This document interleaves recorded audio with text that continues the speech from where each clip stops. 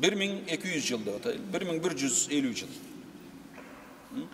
Ушунча жыл өтүп атат да.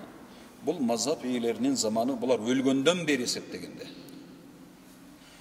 Ушунча ислам шариатын көрсөтүп келген, түшүндүрүп келген, Куранды да, хадисти да, акыйданы дагы бардыгын баяндап келген алымдар чыккан.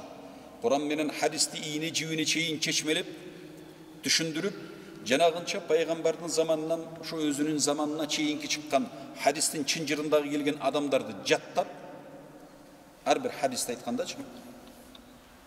Ал адамдардын анан кийин хадис илими биринчиге бөлүнөт да, илму рижал деген бар. Хадистин жана чын жырындагы келген адамдардын ар кимисин изилдеп жаттап чыгат. Андай адамдарды хадис илиминде хафиз дейт. Ошондой адамдар ар бир мазхабта болгон да. Хадисти дагы бүтүн жатка билген, хадисти эмес, хадистин жана чын жырындагы адамдарды жатка билген. Канча хадис жаттаса, ошол хадистин чын жырындагы адамдарды кошо жаттаган.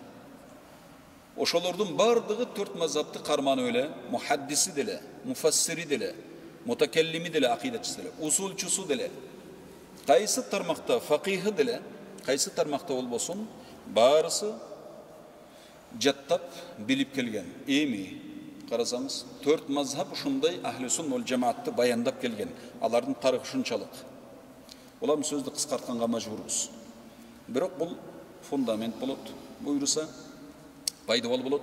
Мындан кийинки ар бир сабактарда ушунун үстүнө курала турган, ушул бүгүнкү айтылган маалыматтарды тастыктай турган, кубаттай турган, өстүрө турган, мусулман адамга билим боло тургандай маалыматтарды айтканга аракет кылабыз.